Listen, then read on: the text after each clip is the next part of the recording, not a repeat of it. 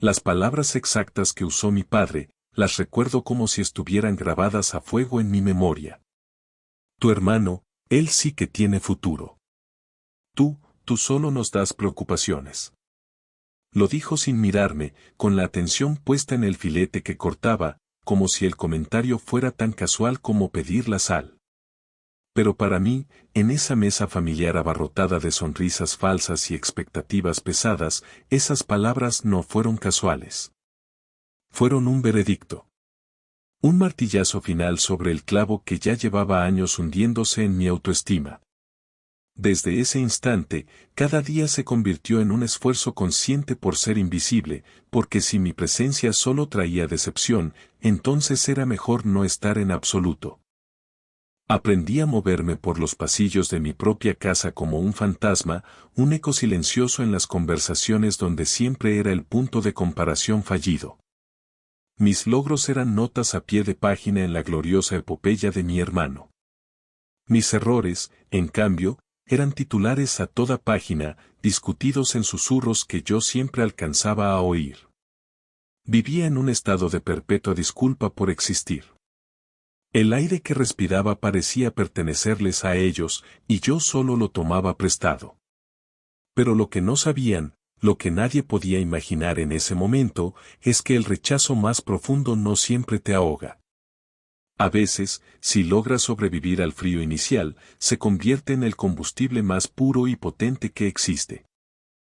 Y yo estaba a punto de encender un incendio que iluminaría el cielo, un fuego tan brillante que se verían obligados a mirarme, incluso si la luz terminaba por cegarlos. Mi infancia y adolescencia no fueron infelices en el sentido tradicional. No hubo gritos ni carencias materiales. Hubo algo mucho más sutil y, en mi opinión, más corrosivo, la indiferencia selectiva. Mi hermano era el sol de nuestro pequeño sistema solar familiar. Todo giraba a su alrededor. Sus notas perfectas, sus trofeos deportivos, su carisma natural. Era el hijo del que mis padres hablaban con orgullo desbordante en las reuniones, el nieto ejemplar, el primo a seguir. Y yo era, el otro. No era un mal estudiante, pero no era brillante. No era antisocial, pero era callado. Tenía mis propias pasiones, mundos enteros que bullían dentro de mí. Me encantaba desarmar aparatos viejos para entender cómo funcionaban, pasaba horas dibujando planos de ciudades imaginarias, leía libros de historia que a nadie más le interesaban. Pero estos mundos interiores no daban trofeos que exhibir en la repisa de la sala. No generaban anécdotas emocionantes para contar en la cena de Navidad. Así que, simplemente, no existían para ellos. Recuerdo una vez, tendría unos 12 años, que pasé todo el fin de semana construyendo una maqueta increíblemente detallada de un castillo medieval con cartón y palitos de helado. Tenía puentes levadizos funcionales, torres y almenas. Cuando se la mostré a mi padre, emocionado, él apenas levantó la vista del periódico. «Ah, qué bien, hijo», dijo. «Asegúrate de limpiar todo este desorden antes de la cena. Tu hermano tiene un partido importante hoy». Sentí como el castillo, mi obra maestra, se convertía en un montón de basura a sus pies. Esa era la dinámica. La vida de mi hermano era un evento. La mía, un desorden que había que limpiar. Crecí con una sensación constante de no ser suficiente, de estar hecho de un material defectuoso. Empecé a interiorizar su narrativa. Quizás tenían razón. Quizás yo era una causa perdida, una suma de partes que nunca llegarían a formar un todo coherente. Dejé de mostrarles mis dibujos, dejé de hablarles de mis ideas. Me replegué sobre mí mismo, creando una fortaleza interior donde sus opiniones no pudieran alcanzarme del todo, aunque sus ecos siempre se filtraban por las grietas. La esperanza, sin embargo, es una criatura terca.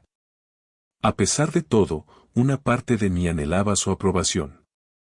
Soñaba con el día en que haría algo tan innegablemente bueno que no tendrían más remedio que verme. Que mirarme de verdad. Esa esperanza ingenua me mantuvo a flote durante años, hasta la noche que todo se rompió en 1000 pedazos. El punto de quiebre no fue un estallido, sino una implosión silenciosa. Fue en la fiesta de compromiso de mi hermano. La casa estaba llena de gente, de risas, de música. Él y su prometida eran el centro de todo, radiantes y perfectos. Yo había pasado las 2 semanas previas trabajando en su regalo. No era algo caro, no tenía dinero para eso. Era un álbum de fotos digital que yo mismo programé desde cero. Recopilé cientos de fotos de su infancia, de sus amigos, de sus viajes. Lo programé para que las imágenes aparecieran con una música específica, con transiciones que contaban una historia.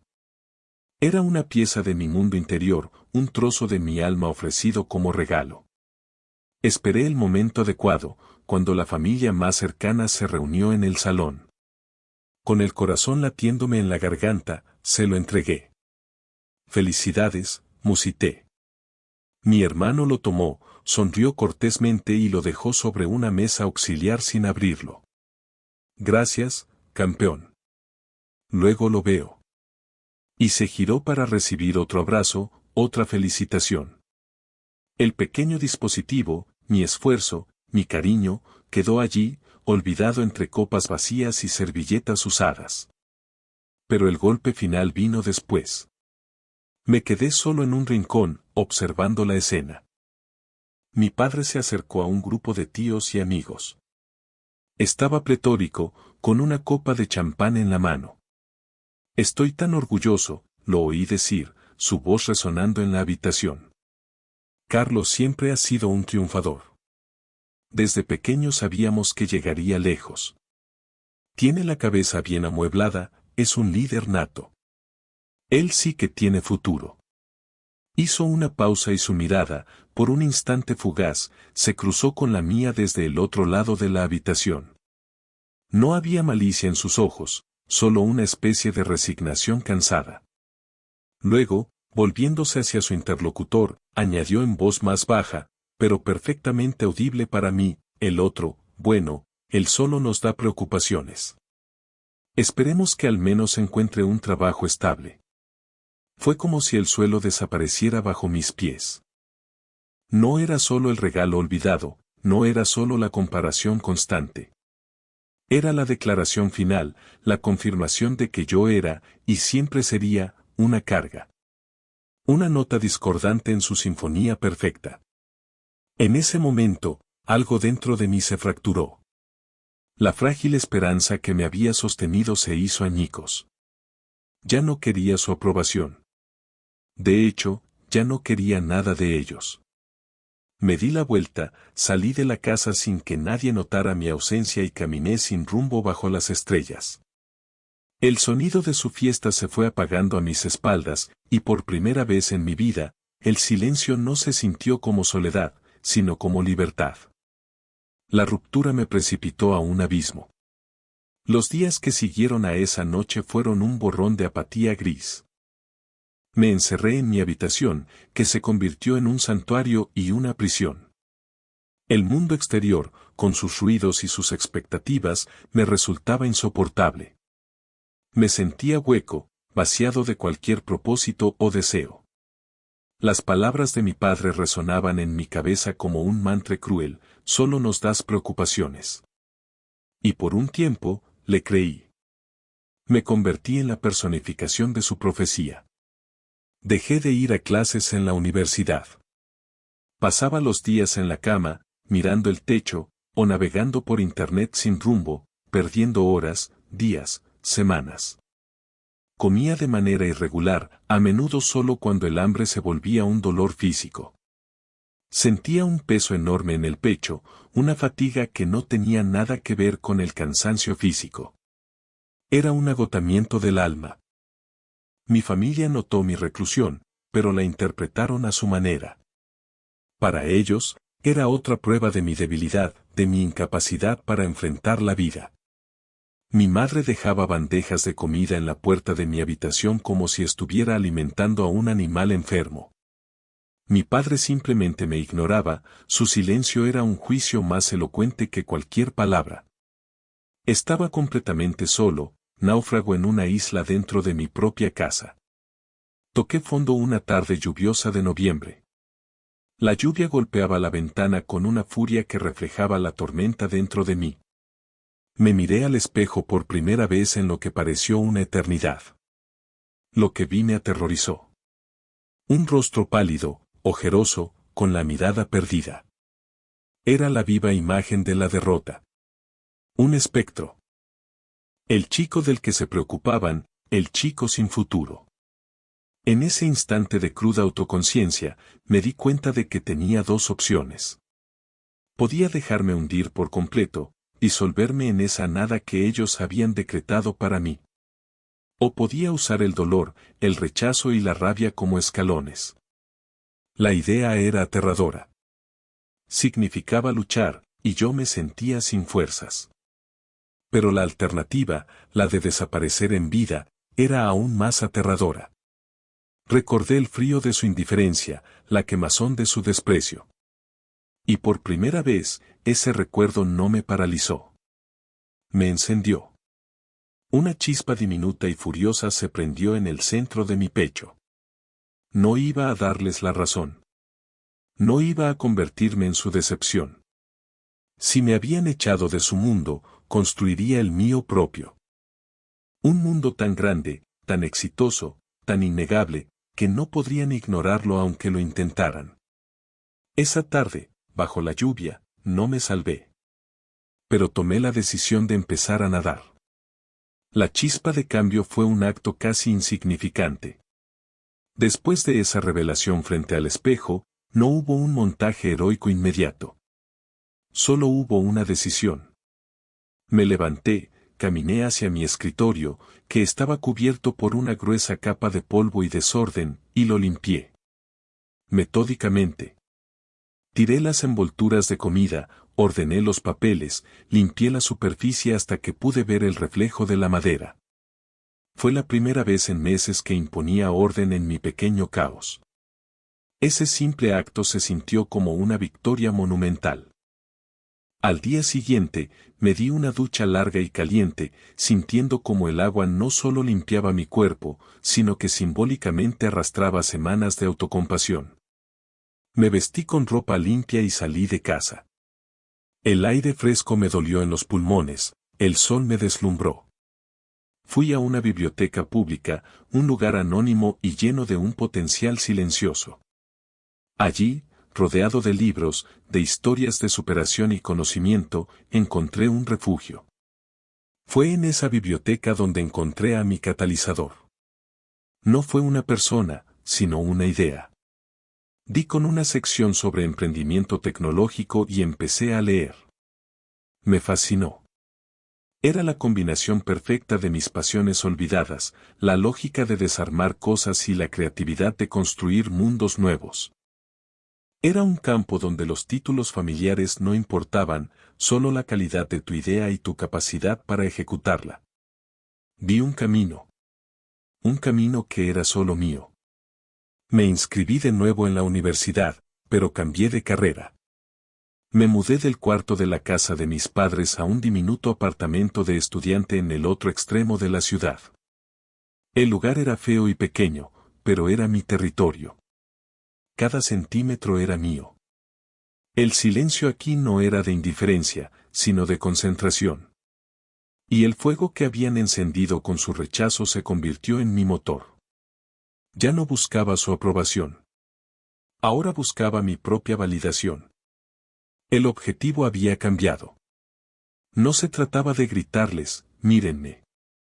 Se trataba de construir algo tan sólido que pudiera sostenerme a mí mismo, sin necesidad de su reconocimiento. La ironía era que sabía que, si lo lograba, su mirada vendría sola. La transformación no fue una línea recta hacia el éxito. Fue una escalada brutal, llena de caídas, raspones y momentos en los que estuve a punto de rendirme. Los primeros años fueron de una soledad y un sacrificio absolutos. Mientras mis antiguos compañeros salían de fiesta, yo pasaba las noches en vela frente a una pantalla, aprendiendo a programar, estudiando modelos de negocio, bebiendo café barato para mantenerme despierto. Vivía con lo mínimo. Comía pasta y arroz casi todos los días. Mi único lujo era una buena conexión a Internet. Hubo innumerables fracasos. La primera aplicación que desarrollé fue un desastre.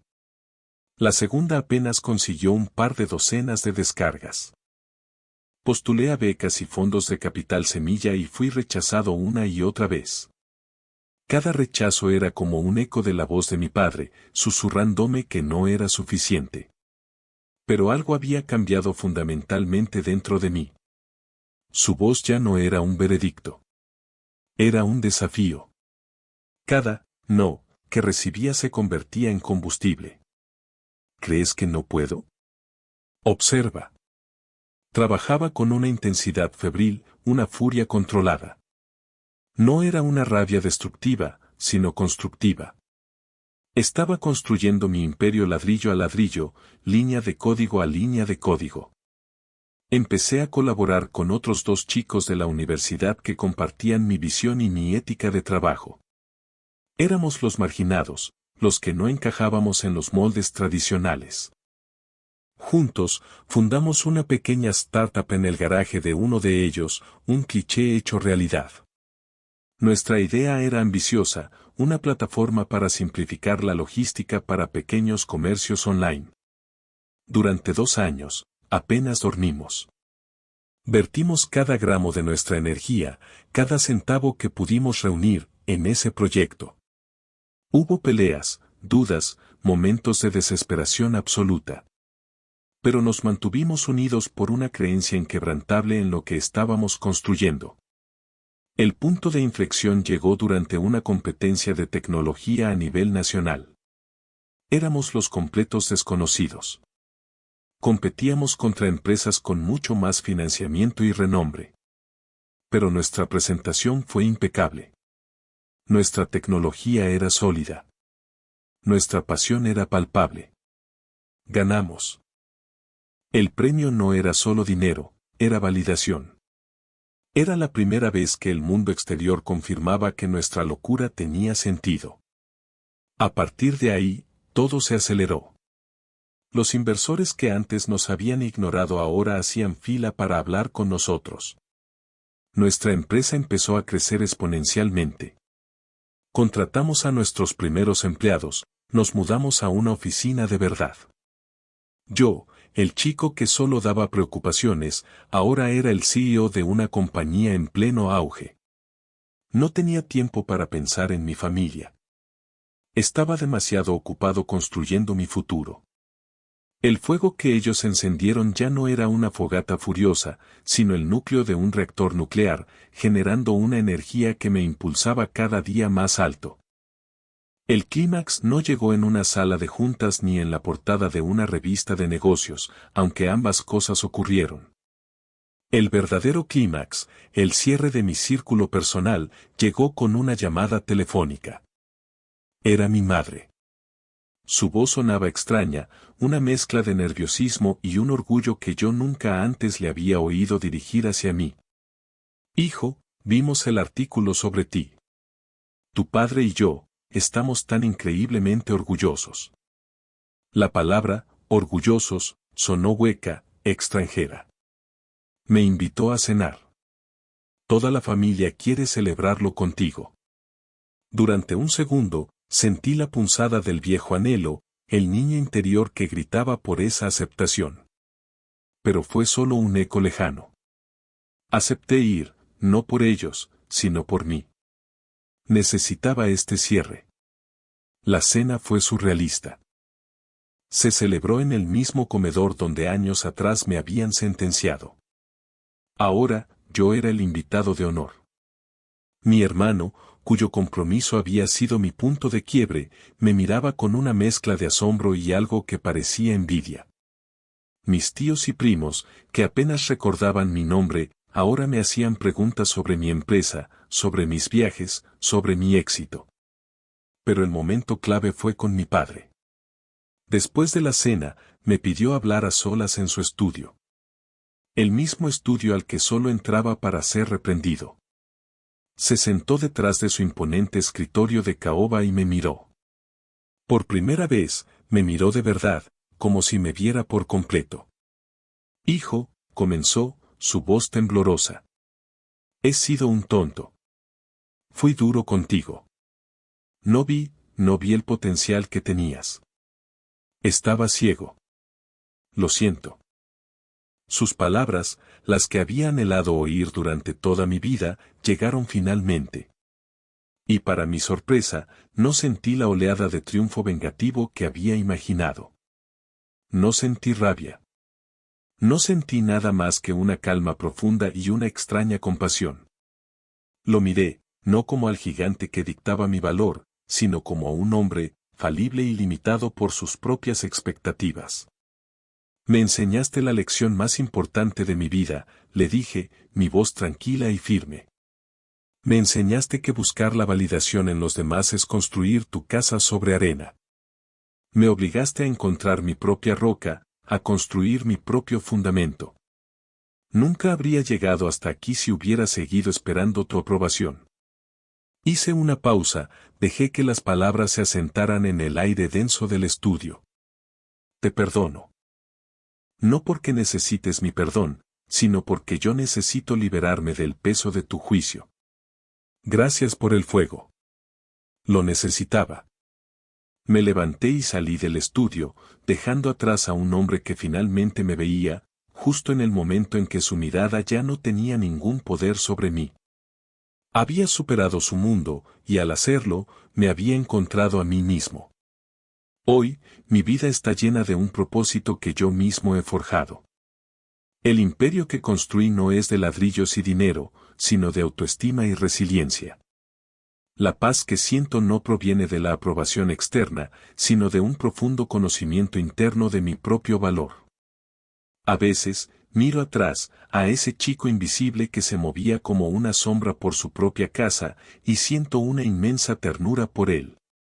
No lo veo con lástima, sino con respeto. Sobrevivió a la oscuridad para poder guiarme hacia la luz. Su dolor fue la semilla de mi fortaleza. Y ahora, me dirijo a ti. Si alguna vez te has sentido invisible, si alguna vez las palabras o la indiferencia de alguien te han hecho dudar de tu propio valor, escucha con atención. No puedes controlar cómo te ven los demás. No puedes forzar a nadie a reconocer tu luz. Intentarlo es entregarles el poder sobre tu felicidad, es permitir que sus limitaciones definan tu horizonte. Su opinión no es tu realidad. El rechazo, la crítica, la indiferencia, no tienen por qué ser el final de tu historia. Pueden ser el comienzo. Permite que ese dolor te despierte. Permite que esa injusticia te indigne. Y luego, canaliza esa energía no en la venganza, sino en la creación. Construye tu propio mundo. Cultiva tus propios talentos. Define tu propio éxito. Conviértete en una persona tan sólida, tan completa y tan fiel a ti misma, que la opinión de los demás se vuelva irrelevante. No lo hagas para demostrarles que estaban equivocados. Hazlo para demostrarte a ti mismo que siempre tuviste razón. Porque tu valor no es algo que te otorgan. Es algo que descubres, que pules y que, finalmente, posees de manera incondicional. El fuego que otros encienden para destruirte puede convertirse en la misma llama que ilumina tu camino. Solo tienes que aprender a ser tu propio guardián del fuego.